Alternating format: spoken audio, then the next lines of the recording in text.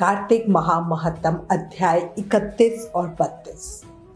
जय श्री राधा कृष्ण। देखो, जीवन में कभी भी हार नहीं मानो। क्या पता आपकी अगली कोशिश आपको कामयाबी की ओर ले जाए। सही कह रही हूँ। नहीं पता कि कब ठाकुर जी आपका हाथ पकड़ ले। और इसीलिए कार्तिक का जो ये पावन समय चल रहा है, मत सोचो सुबह जल्दी नहीं उठा जाता, ठंड लग रही है, माला नहीं होती, नींद आती है। बस मन से लगे रहो और देखना एक दिन भक्ति महारानी की कृपा आपको मिल ही जाएगी। अब गणेश जी महाराज और अपने गुरुदेव को याद करके कार्तिक मास महत्तम का अध्याय 31 और 32 सुनते हैं। भक्ति का है नाम गणेश, शक्ति का है नाम गणेश, खुशियों का है नाम गणेश, सुख का है धाम गणेश। बोलो गणेश जी महाराज की जय। गुरुर ब्रह्मा गुरुर्विष्णु गुरुर्देवो महेश्वरा, गुरुर साक्षात पर ब्रह्मा तस्मै श्री गुरुवे नमः। बोलो गुरुदेव महाराज की जय। कल हमने कार्तिक महामहत्तम के अध्याय 29 और 30 में बहुत सुंदर कथा का श्रवण किया था, जिसमें कार्तिक शुक्ल एकादशी व्रत की विधि और तुलसी विवाह का वर्णन सुना था। अब आज इस अध्याय में हम शालग्राम जी और ध्वजारोपण का महत्व जानेंगे। शुरू करते हैं। कार्तिक मास महत्तम का ये 31वां अध्याय बतलाया भगवान ने प्रभु स्मरण का सरल उपाय। बोलो कार्तिक महत्तम की जय, कार्तिक के ठाकुर की जय। सूत जी महाराज सभी ऋषियों से बोले, ध्वजारोपण सब पापों का नाश करने वाला है। चारों वर्णों में से जो कोई भी भगवान के मंदिर में झंडी लगाता है, वो ब्रह्मा आदि देवताओं से पूजित होकर विष्णु लोक को प्राप्त होता है। नारद जी कहने लगे, हे राजा पृथु, हम तुम्हें एक पुरातन इतिहास सुनाते हैं, ध्यान से सुनो। पूर्व काल में सतयुग में सुमति नाम का एक चंद्रवंशीय राजा था। वो राजा भगवान का भक्त, अहंकार रहित सप्त द्वीपों का राजा था। सत्यवती नाम की उसकी रानी अत्यंत प्रतिव्रता थी। वो भगवान के सामने नृत्य किया करती थी तथा कार्तिक शुक्ल द्वादशी को भगवान के मंदिर में ध्वजा बांधा करती थी। एक दिन राजा और रानी को देखने के लिए विभंडक ऋषि आए। राजा ने उनका अत्यंत आदर सत्कार किया। तब राजा को ध्वजारोपण करते देखकर मुनि ने कहा, राजन, भगवान को प्रसन्न करने के तो और भी अनेक साधन हैं, परंतु तुम्हारी इस ध्वजारोपण में इतनी श्रद्धा क्यों है? राजा कहने लगा, हे मुनि, एक अद्भुत आश्चर्य युक्त इतिहास है जो मैं आपको सुनाता हूँ। मैं पूर्व जन्म में मालिनी नाम का कुमार्गी, ब्राह्मण द्वेषी, महापापी शूद्र था, साथ ही वैश्यगामी भी था। मेरे इन कर्मों को देखकर मेरे बंधु बांधवों ने मुझको त्याग दिया। इसके बाद मैं एक वन में जाकर एक टूटे हुए विष्णु मंदिर में रहने लगा और वन के मृग आदि जीव जंतुओं को मारकर पेट भरने लगा। इसके पश्चात विंध्याचल पर्वत पर रहने वाली कोकिलनी नाम की निषाद की कन्या, जिसने अपने पति को मार दिया था, भूख से व्याकुल हुई वहां पर आ गई और मेरे ही पास रहने लगी। संयोगवश कार्तिक शुक्ल द्वादशी के दिन हमने एक कपड़े को बांधकर उसकी झंडी बनाई और दोनों मदिरा पान करके उस झंडी जैसे कपड़े को लेकर विहल होकर सारी रात खूब नाचते रहे। सारी रात नृत्य करते रहने के कारण प्रातःकाल हम दोनों की मृत्यु हो गई। तब यमदूत हमें पाश में बांधकर मारते हुए यमराज के पास ले जाने लगे। उसी समय विष्णु भगवान के दूत विमान लेकर वहां पर आ गए और यमदूतों को धमकाते हुए बोले, तुम पापियों को यमपुरी ले जा सकते हो, धर्मात्माओं को नहीं। पर यमदूत भी अत्यंत क्रोधित होकर कहने लगे कि ये दोनों महापापी हैं, इस कारण ये यमपुरी ले जाने के ही योग्य हैं। इन दोनों ने जीवन भर एक भी पुण्य कार्य नहीं किया। तब विष्णु पार्षद कहने लगे, खेद की बात है कि तुमको धर्म अधर्म का कुछ भी ज्ञान नहीं है। ये ठीक है कि ये दोनों सारी आयु महापापों में रत रहे, पर इन्होंने कार्तिक शुक्ल द्वादशी को भगवान के मंदिर में ध्वजारोपण तथा नृत्य किया है, अतः अब ये पापी नहीं रहे। इनके संपूर्ण पाप क्षय हो गए हैं। इस कारण ये विष्णु लोक में जाने के अधिकारी हैं। भले ही इन्होंने अनजाने में ही ये सब कार्य किए हैं। इसके पश्चात विष्णु भगवान के दूत उन दोनों को विमान में बिठाकर विष्णु लोक को ले गए। नारद जी बोले, हे राजा पृथु, अनजाने में ही ध्वजारोपण का ऐसा फल है, तो श्रद्धा के साथ कार्तिक शुक्ल द्वादशी को जो ध्वजारोपण करता है उसके फल का तो कहना ही क्या है। इतनी कथा सुनकर विभंडक ऋषि तपोवन को चले गए। सभी ऋषि बोले, हे प्रभु, आप योगियों में श्रेष्ठ हैं। हमने आपके मुख से सब धर्मों का श्रवण किया। आप कृपया कर शालग्राम पूजन की विधि का विस्तार के साथ वर्णन करें। सूत जी बोले, हे महामते, तुमने बहुत उत्तम बात पूछी है। शालिग्राम शिला में सदा चराचर प्राणियों सहित समस्त त्रिलोकी लीन रहती है। जो शालिग्राम शिला का दर्शन करता है, उसे मस्तक झुकाता है, स्नान करवाता है और पूजन करता है, वो कोटि यज्ञों के समान पुण्य तथा कोटि गोदानों का फल पाता है। जो पुरुष सर्वदा भगवान विष्णु की शालिग्राम शिला का चरणामृत पान करता है, उसने गर्भवास के भयंकर कष्ट का नाश कर दिया होता है। जो सदा भोगों में आसक्त और भक्ति भाव से हीन है, वो भी शालिग्राम शिला का पूजन करके भागवत स्वरूप हो जाता है। शालिग्राम शिला का स्मरण, कीर्तन, ध्यान, पूजन और नमस्कार करने पर कोटि कोटि भ्रम हत्याओं का पाप नष्ट हो जाता है। शालिग्राम शिला का दर्शन करने से अनेक पाप दूर हो जाते हैं। जो मनुष्य प्रतिदिन शालिग्राम शिला की पूजा करता है, उसे ना तो यमराज का भय होता है और ना मरने या जन्म लेने का। जिन मनुष्यों ने भक्ति भाव से शालिग्राम को नमस्कार मात्र कर लिया, उनको फिर मनुष्य योनि की प्राप्ति कैसे हो सकती है? वो तो मुक्ति के अधिकारी है। जो शिव भक्ति के घमंड में आकर भगवान वासुदेव को नमस्कार नहीं करते, वो पाप से मोहित है। उन्हें शिव भक्त भी नहीं समझना चाहिए। जहां शालिग्राम शिला रूपी भगवान केशव विराज्यमान है, वही संपूर्ण देवता, असुर, यश तथा 14 भुवन मौजूद हैं। अन्य देवताओं का करोड़ों बार कीर्तन करने से जो फल मिलता है, वो भगवान केशव का एक बार कीर्तन करने से ही मिल जाता है। इसलिए कलयुग में श्री हरि कीर्तन ही सर्वोत्तम पुण्य देने वाला है। श्री हरि का चरणोदक पान करने से ही समस्त पापों का प्रायश्चित हो जाता है। जो विष्णु भक्त ब्राह्मण को शालिग्राम शिला का दान करता है, उसने मानो 100 यज्ञों द्वारा भगवान का यजन कर लिया। जो शालिग्राम शिला के जल से अपना अभिषेक करता है, उसने संपूर्ण तीर्थों में स्नान कर लिया और समस्त यज्ञों की दीक्षा ले ली। जो प्रतिदिन भक्ति पूर्वक 1 सेर तिल का दान करता है, वो शालिग्राम शिला के पूजन मात्र से उस फल को प्राप्त कर लेता है। शालिग्राम शिला को अर्पण किया हुआ थोड़ा सा पत्र, पुष्प, फल, जल, मूल और दुर्वा दल भी मेरु पर्वत के समान महान फल देने वाला होता है। जहां शालिग्राम शिला से प्रकट होने वाले भगवान शालिग्राम तथा द्वारका से प्रकट होने वाले भगवान गोमती चक्र हो तथा जहां इन दोनों का संगम हो गया हो, वहां निसंदेह मोक्ष की प्राप्ति होती है। शालिग्राम शिला के पूजन में मंत्र, जप, भावना, स्तुति अथवा किसी विशेष प्रकार के आचार का बंधन है। शालिग्राम शिला के सम्मुख विशेषता कार्तिक मास में आदर पूर्वक स्वास्तिक का चिन्ह बनाकर मनुष्य अपनी 7 पीढ़ियों को पवित्र कर देता है। श्री हरि के मंदिर को सजाने से अगम्य गमन तथा अभक्ष्य भक्षण जैसे पाप भी नष्ट हो जाते हैं। जो नारी प्रतिदिन भगवान विष्णु के सामने चौक पूरती है, वो 7 जन्मों तक कभी विधवा नहीं होती। कार्तिक मास महत्तम अध्याय 31 समाप्तम। अब आज हम कार्तिक का अध्याय 32 भी सुनेंगे। इस अध्याय में हम कार्तिक व्रत की उद्यापन विधि को जानेंगे। मुझे सहारा है तेरा, सब जग के पालनहार, कार्तिक मास का महत्तम 32वां विस्तार। बोलो कार्तिक महत्तम की जय, कार्तिक के ठाकुर की जय। राजा पृथु कहने लगे, हे नारद जी, अब आप कृपया करके कार्तिक मास के अंतिम 3 तिथियों का महत्व बताएं और उसमें करने योग्य कार्यों का वर्णन करें। तब नारद जी कहने लगे, हे राजन, जो कुछ मुझे ब्रह्मा जी ने बताया था वो मैं तुमसे कहता हूँ, ध्यान से सुनो।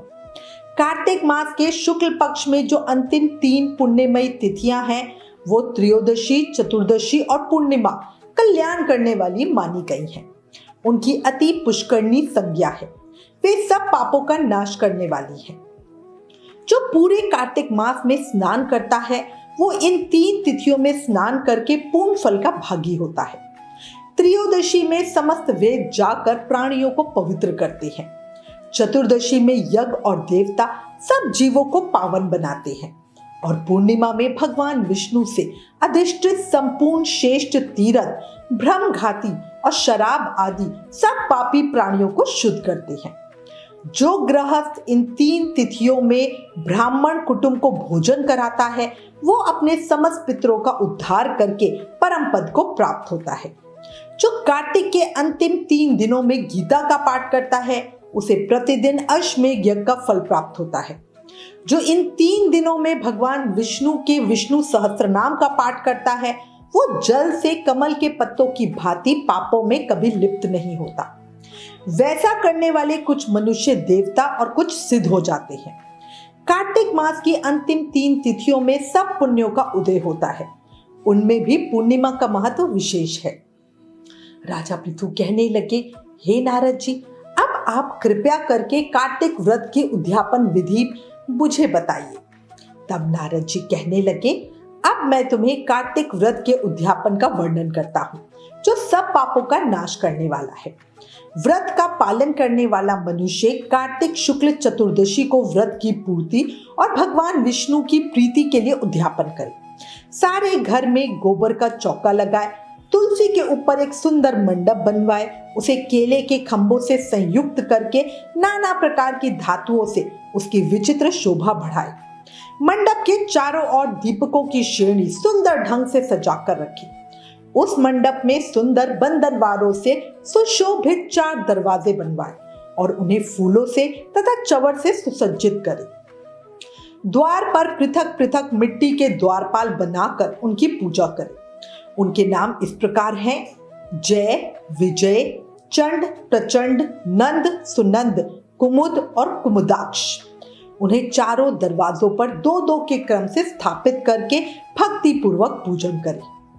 तुलसी की जड़ के समीप 4 रंगों से सुशोभित सर्वोत्भद्र मंडल बनावे और उसके ऊपर पूर्ण पत्र तथा पंचरत्न से संयुक्त कलश की स्थापना करें। कलश के ऊपर शंख चक्र गदाधारी भगवान विष्णु का पूजन करें। फिर नवग्रह, उपग्रह, दक्ष दिक्पाल तथा पंच लोकपाल आदि स्थापित करें। सर्वप्रथम स्वास्तिक वाचन करके गणेश तथा विष्णु आदि देवताओं का षोडशोपचार विधि से श्रद्धा पूर्वक पूजन करें। भगवान को सुंदर पीले रंग के रश्मि वस्त्र पहनाए, फिर शय्या दान करें। ब्राह्मणों को भोजन कराए, गौ की पूजा करके गौदान करें। भगवान द्वादशी को शयन से उठे, त्रयोदशी को देवताओं ने उनका दर्शन किया और चतुर्दशी को सबने उनकी पूजा की, इसलिए इस समय भी उसी तिथि को इनकी पूजा की जाती है। उस दिन शांत और शुद्ध चित्त होकर भक्ति पूर्वक उपवास करना चाहिए तथा आचार्य की आज्ञा से देव देवेश्वर श्री विष्णु भगवान की स्वर्णमयी प्रतिमा का षोडशोपचार द्वारा नाना प्रकार के भक्ष्य भोज्य पदार्थ प्रस्तुत करते हुए पूजन करना चाहिए। भक्ति पूर्वक रात्रि में गीत, वाद्य, कीर्तन आदि मंगलमय आयोजनों के साथ जागरण करें। जो भगवान विष्णु के लिए जागरण करते समय भक्ति पूर्वक भागवत संबंधी पदों का गान करते हैं वो सैकड़ों जन्मों के पाप राशि से मुक्त हो जाते हैं। जो मनुष्य भगवान के निमित्त जागरण करके रात्रि भर भगवान का कीर्तन करते हैं उनको असंख्य गोदान का फल मिलता है। जो मनुष्य भगवान की मूर्ति के सामने नृत्य और गान करते हैं उनके अनेक जन्मों के एकत्रित पाप नष्ट हो जाते हैं। जो भगवान के सम्मुख बैठकर कीर्तन करते हैं और बंसी आदि बजाकर भागवत भक्तों को प्रसन्न करते हैं तथा भक्ति से रात्रि भर जागरण करते हैं उन्हें करोड़ों तीर्थों करने का फल मिल जाता है। रात्रि जागरण के पश्चात पूर्णिमा को प्रातः काल अपनी शक्ति के अनुसार 30 या एक सपत्नी ब्राह्मण को भोजन के लिए निमंत्रित करें। दोनों को वस्त्र, आभूषण, पात्र तथा दक्षिणा देकर संतुष्ट करें। उस दिन किया हुआ दान, होम और जप अक्षय फल देने वाला माना गया है। प्रातःकाल स्नान और देव पूजन करके वेदी पर अग्नि की स्थापना करे और भगवान की प्रीति के लिए तिल और खीर की आहुति दे। होम की शेष विधि पूरी करके भक्ति पूर्वक ब्राह्मणों का पूजन करे और उन्हें यथाशक्ति दक्षिणा दे। फिर उनसे इस प्रकार क्षमा प्रार्थना करें, आप सब लोगों की अनुकंपा से मुझ पर भगवान सदैव प्रसन्न रहे। इस व्रत को करने से मेरे 7 जन्मों के किए हुए पाप नष्ट हो जाएं और मेरी संतान चिरंजीवी हो। इस पूजा के द्वारा मेरी सभी मनोकामनाएं पूरी हो। मेरी मृत्यु के पश्चात मुझे अतिशय दुर्लभ विष्णुलोक की प्राप्ति हो। इस प्रकार क्षमा याचना करके ब्राह्मणों को प्रसन्न करने के बाद उन्हें विदा करें। पूजा की समस्त वस्तुओं के साथ गाय भी गुरु को दान में दे। उसके बाद घर वालों और मित्रों के साथ स्वयं भोजन करें। ये सब विधि पूर्वक तथा श्रद्धा सहित करने से सभी व्रतों का पूर्ण फल प्राप्त होता है और अंत में विष्णु लोक को जाते हैं। जो मनुष्य कार्तिक के व्रत को कहता, सुनता तथा देखता है, उसको भी व्रत करने के समान चौथे भाग का फल प्राप्त होता है। इसके बाद नारद जी बोले, हे राजन, कार्तिक व्रत के उद्यापन में तुलसी के मूल प्रदेश में भगवान विष्णु की पूजा की जाती है, क्योंकि तुलसी उन्हें अत्यंत प्रीतिदायिनी मानी गई है। जिसके घर में तुलसी का बगीचा लगा होता है, उसका घर तीर्थ स्वरूप है। वहां यमराज के दूत नहीं जाते। तुलसी वन सब पापों को हरने वाला है, पवित्र तथा मनवांछित भोगों को देने वाला है। जो श्रेष्ठ मनुष्य तुलसी का वृक्ष लगाते हैं, वे कभी यमराज को नहीं देखते। नर्मदा का दर्शन, गंगा का स्नान और तुलसी वन के पास रहना, ये तीनों एक समान माने गए हैं। रोपने, रक्षा करने, सींचने तथा दर्शन और स्पर्श करने से तुलसी मन, वाणी और शरीर द्वारा किए हुए समस्त पापों को भस्म कर डालती है। जो तुलसी की मंजरियों से भगवान विष्णु और शिव की पूजा करता है, वो कभी गर्भ में नहीं आता तथा निश्चय ही मोक्ष का भागी होता है। पुष्कर आदि तीर्थ, गंगा आदि नदियां तथा वासुदेव आदि देवता, ये सभी तुलसी दल में निवास करते हैं। निर्पश्रेष्ठ जो तुलसी की मंजरी से संयुक्त होकर प्राणों का परित्याग करता है, उसे श्री विष्णु का सायुज्य प्राप्त होता है। जो शरीर में तुलसी की मिट्टी लगाकर मृत्यु को प्राप्त होता है, वो सैकड़ों पापों से युक्त हो तो भी उसकी और साक्षात यमराज भी नहीं देख सकते। जो मनुष्य तुलसी काष्ठ का चंदन लगाता है, उसके शरीर को पाप नहीं छू सकते। जहाँ तुलसी वन की छाया हो, वहीं श्राद्ध करना चाहिए, क्योंकि वहां पितरों के निमित्त दिया हुआ दान अक्षय होता है। हे नृपश्रेष्ठ, जो आंवले की छाया में पिंडदान करता है, उसके नर्क में पड़े हुए पितर भी मुक्त हो जाते हैं। जो मस्तक पर, हाथ में, मुख में तथा शरीर के अन्य किसी अवयव में आंवले का फल धारण करता है, उसे साक्षात श्रीहरि का स्वरूप समझना चाहिए। आंवला, तुलसी और द्वारका की मिट्टी, जिसे गोपी चंदन कहते हैं, ये सारी चीजें जिसके शरीर में हो, वो मनुष्य सदा जीवन मुक्त कहलाता है। जो मनुष्य आंवले के फल और तुलसी दल मिश्रित जल के द्वारा स्नान करता है, उसके लिए गंगा स्नान का फल बताया गया है।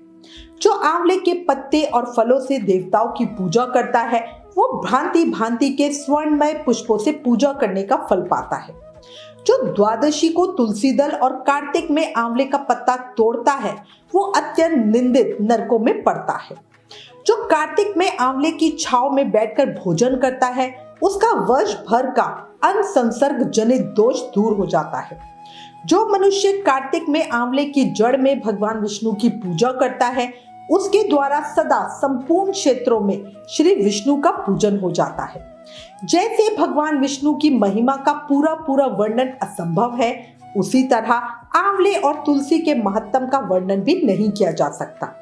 जो आंवले और तुलसी की उत्पत्ति कथा को भक्ति पूर्वक सुनता है और औरों को सुनाता है, वो पाप रहित हो अपने पूर्वजों के साथ विमान पर बैठ के स्वर्गलोक को जाता है।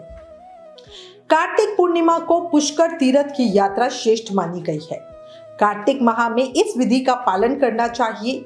जो इस तरह कार्तिक के व्रत का पालन करते हैं, वो धन्य है, पूजनीय है, उन्हें उत्तम फलों की प्राप्ति होती है। इसके बाद सूत जी कहते हैं, व्रत में स्थित हुआ पुरुष यदि उद्यापन की विधि करने में असमर्थ हो, तो व्रत की समाप्ति के बाद उसकी पूर्णता के लिए केवल ब्राह्मणों को भोजन करावे। यदि ब्राह्मण ना मिले तो गौ का पूजन कर ले, यदि गौ भी ना मिले तो पीपल अथवा वट वृक्ष का पूजन कर ले। जो भगवान विष्णु की भक्ति में तत्पर हो, कार्तिक में व्रत का पालन करते हैं, उनके शरीर में स्थित सभी पाप नष्ट हो जाते हैं। जो श्रद्धा पूर्वक कार्तिक के उद्यापन के इस महत्व को सुनते हैं या दूसरों को सुनाते हैं, वो भगवान विष्णु का सायुज्य प्राप्त करते हैं। कार्तिक मास महत्तम अध्याय 32 समाप्तम। कल कार्तिक मास महत्तम के अगले अध्याय को सुनेंगे। एक बात सुनो, पाप शरीर नहीं करता, विचार करते हैं, और माँ गंगा विचारों को नहीं धोती, शरीर को धोती है। अपने विचारों को तो खुद हमें ही साफ करना पड़ता है। इसलिए कर्म ऐसे करो कि ईश्वर से नजरें मिलाने में शर्म ना आए। शास्त्रों में क्लियरली बताया हुआ है, याद रखो, कलयुग केवल नाम आधारा। सिर्फ नाम जाप करके भगवान की भक्ति, प्रेम, शक्ति, मुक्ति सब पाया जा सकता है। इसलिए प्रेम से, मन से, भाव से हर समय, हर पल, हर सांस के साथ जाप करते रहो। हरे कृष्ण कृष्ण कृष्ण हरे हरे, हरे Ram Ram Ram Hare Hare. Please in videos को ज्यादा से ज्यादा शेयर करके सबको कार्तिक मास का प्रभाव बताओ। सबका भला करो, ये भी एक सेवा है। Please like, share and subscribe. Thank you. जय श्री राधा कृष्ण।